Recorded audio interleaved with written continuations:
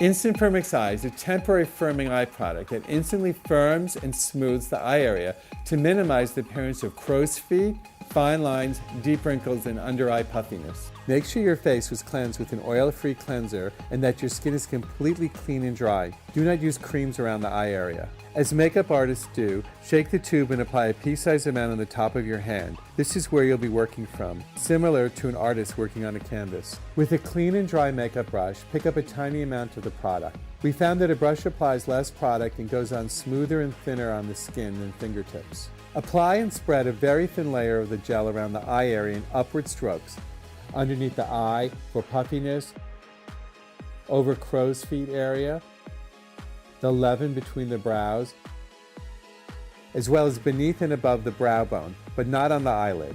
Let product dry for about 5 minutes while remaining expressionless. Do not squint or smile.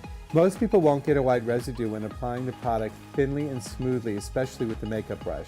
However, if you apply too heavily and see whitening around the edges, simply moisten a cotton swab and remove excess by gently patting the edges. Practice a few times for a few days until you've mastered the application process. You will love the results.